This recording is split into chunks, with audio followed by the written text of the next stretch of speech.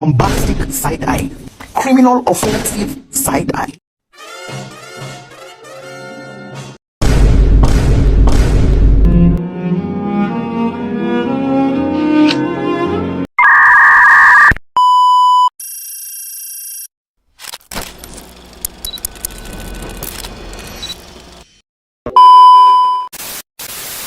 Orang Inggris mengucapkan good morning. Jika orang Korea mengucapkan annyeonghaseyo. Jika orang Jepang mengucapkan konnichiwa. Jika kami umat Muslim mengucapkan Assalamualaikum warahmatullahi wabarakatuh. Jika kami umat Kristen mengucapkan Shalom.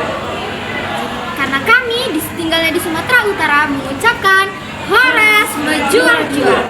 So, di sini kami akan memperkenalkan diri kami masing-masing dimulai dari sebelah kanan. Perkenalkan nama saya Rajiti Ginting. Perkenalkan nama saya Joko Silami. Perkenalkan nama saya Suci Sabila. Perkenalkan nama saya Noni Anggreni, guru perairan.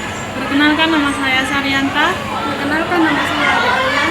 Kami dari kelompok 1. Kami dari kelas 11-5. So, di sini kami akan mengerjakan tugas ekonomi yang diberikan oleh Ibu Eva Novita Mirna Lubis SPD, yang dimana materinya itu mencakup tentang ketenagakerjaan. Buat teman-teman yang mau tahu apa sih ketenagakerjaan itu dan apa aja sih contoh-contoh ketenagakerjaan itu, baik teman-teman, simaklah video kami berikut ini. Apa sih ketenagakerjaan itu? Tenaga kerjaan adalah segala hal yang berkaitan dengan tenaga kerja, baik sebelum, selama, maupun sesudah masa kerja. Ini mencakup aspek-aspek seperti hubungan kerja, hak dan kewajiban pekerja, serta pengusaha, peraturan, hingga kesejahteraan tenaga kerja dan keluarganya. Apa itu tenaga kerja? Kerja adalah setiap orang yang mampu melakukan pekerjaan, baik untuk menghasilkan barang atau jasa demi memenuhi kebutuhan diri sendiri maupun masyarakat. Ini mencakup mereka yang sedang bekerja, mencari kerja, atau bahkan mereka yang sedang bersekolah atau mengurus rumah tangga, asalkan mereka dalam rentang usia kerja. Tenaga kerja terbagi beberapa bagian ya. Kerja terbagi atas 3 bagian. Yang pertama, tenaga kerja terdidik. Yang kedua, tenaga kerja terlatih. Yang ketiga, tenaga kerja tidak terdidik dan tidak terlatih. Mari kita bahas satu persatu. Pertama, tenaga kerja terdidik. Kerja terdidik adalah individu yang memiliki keahlian dan pengetahuan spesifik yang diperoleh melalui pendidikan formal seperti sekolah, perguruan tinggi, atau pendidikan non-formal. Contohnya sebagai berikut. Dosen termasuk ke dalam contoh tenaga kerja terdidik.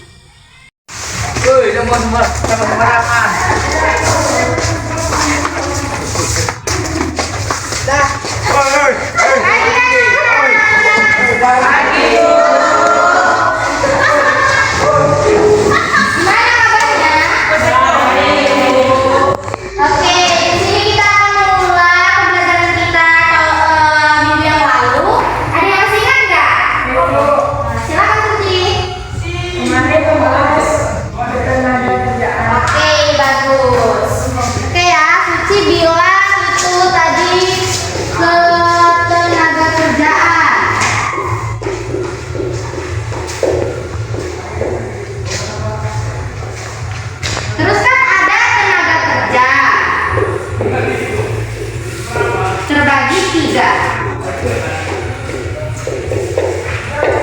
Ada yang masih ingat gak? Ada Bu. Oke, ini silakan. Yang pertama apa? Tenaga kerja terdidik. Oke, tenaga kerja terdidik. Oke, yang kedua? Tenaga kerja terlatih. Tenaga kerja terlatih. Terus yang ketiga? Tenaga kerja tidak terdidik dan tidak terlatih Bu. Oke, bagus ini. Tenaga kerja tidak terdidik dan tidak terlatih. Oke, anak-anak. 2. Tenaga kerja terlatih. Kerja terlatih adalah individu yang memiliki keahlian dan keterampilan spesifik yang diperoleh melalui pelatihan khusus atau pengalaman kerja langsung, bukan melalui pendidikan formal tinggi. Contohnya sebagai berikut. Penjahit termasuk ke dalam contoh tenaga kerja terlatih.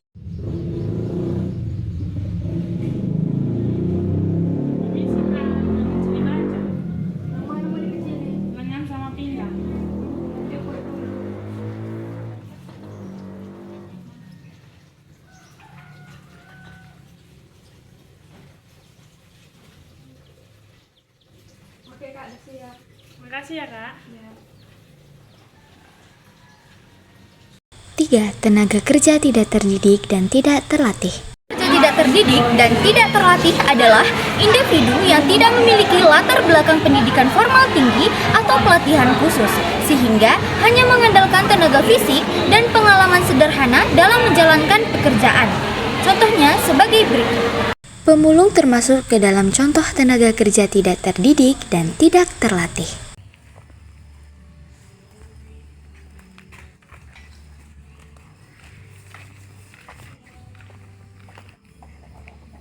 Apa itu angkatan kerja?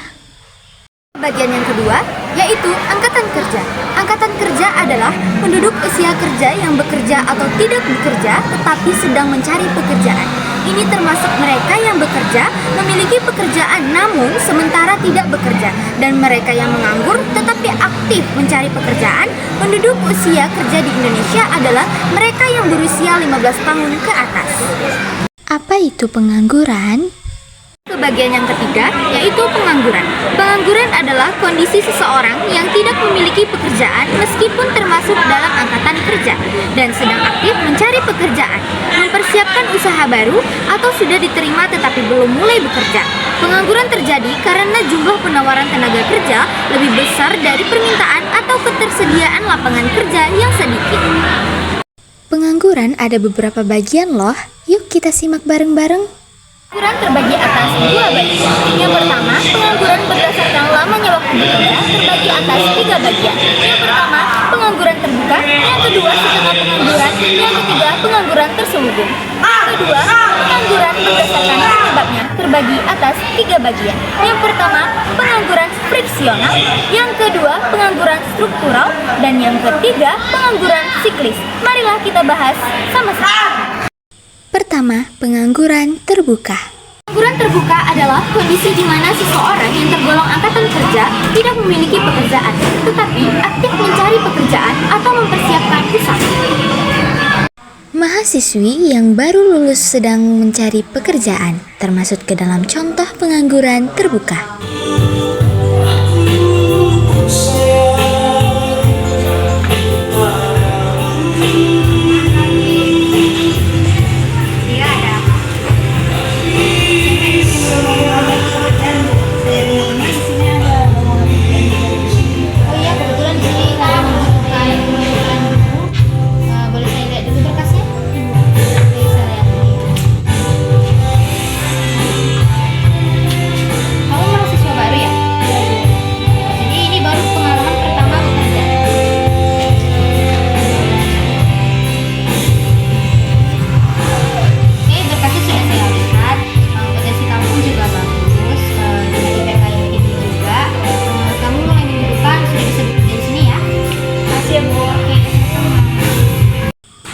Setengah pengangguran.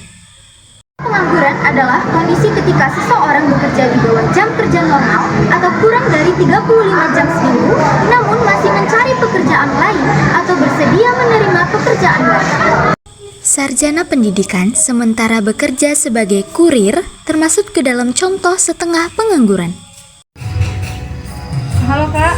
Halo Kak. Aku mau ngantar paket atas nama adik Alia. Iya Kak. Antar kemana Kak? Diantar di SMA Negeri 1 Astana Hilir ya Kak. Oke Kak.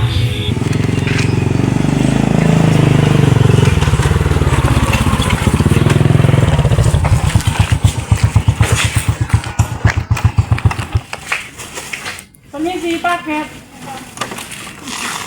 atas nama adik Alia. Bentar ya Kak, kita foto dulu. Iya.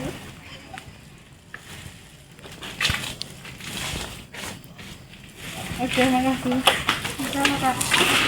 Selanjutnya ada pengangguran terselubung. Pengangguran terselubung adalah kondisi di mana seseorang bekerja tetapi produktivitasnya rendah karena bekerja di pekerjaan yang tidak sesuai dengan kemampuan, kualifikasi, atau keahliannya, atau karena jumlah pekerja yang melebihi kebutuhan di suatu tempat kerja. Sarjana peternakan tetapi profesinya menjadi pelayan kedai kopi termasuk ke dalam contoh pengangguran terselubung.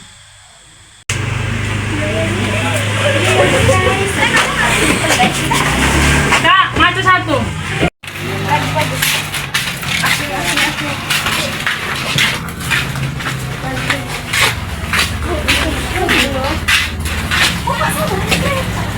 Makasih ya, Kak. Berikutnya ada pengangguran struktural. Pengangguran struktural adalah terjadi karena ada perubahan struktur dalam perekonomian yang membuat keterampilan pekerja tidak lagi sesuai dengan kebutuhan pasar kerja. Ojek pangkalan menjadi ojek online, ini termasuk ke dalam pengangguran struktural. Aduh, capek juga ya nih pulang kan. Pulang dulu.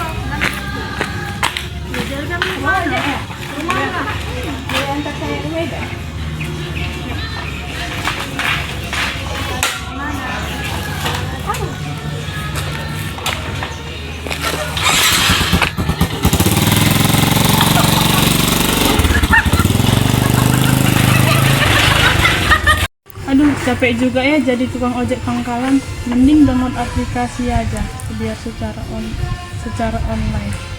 Nggak ada kendaraan, pesen ojek online aja lah. Langsung masuk nih orderannya. Alhamdulillah. Oke, siap jemput di lokasi.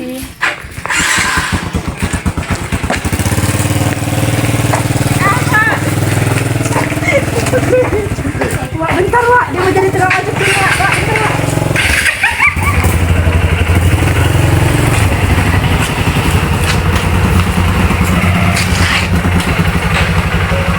Atas nama Ade Arya. Tujuannya mau ketemu kamu. Hai.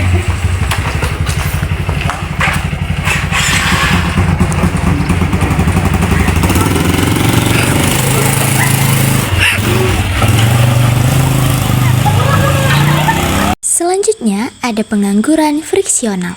Pengangguran friksional terjadi ketika seorang pekerja sedang berpindah dari satu pekerjaan ke pekerjaan lain atau seorang lulusan baru yang mencari pekerjaan pertama. ART yang berhenti bekerja dan menjadi guru termasuk ke dalam contoh pengangguran friksional.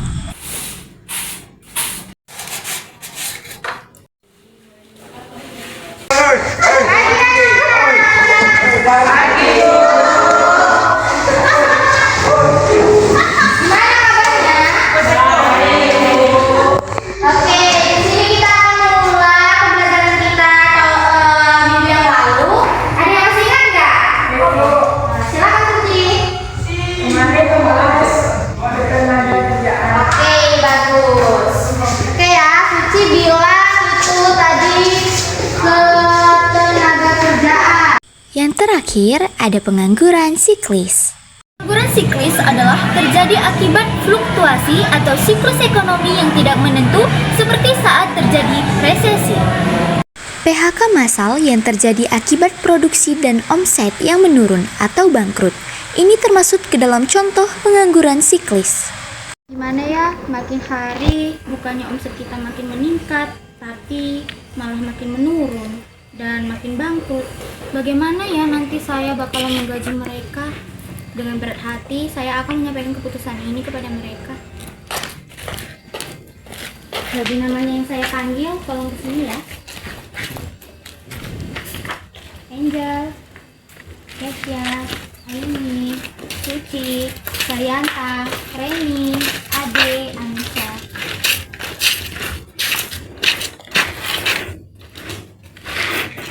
Sebenarnya saya menyampaikan ini sangat berat sekali untuk kalian. Tetapi bagaimana kalau saya tidak menyampaikan ini kepada kalian, saya tidak akan bisa menggaji kalian.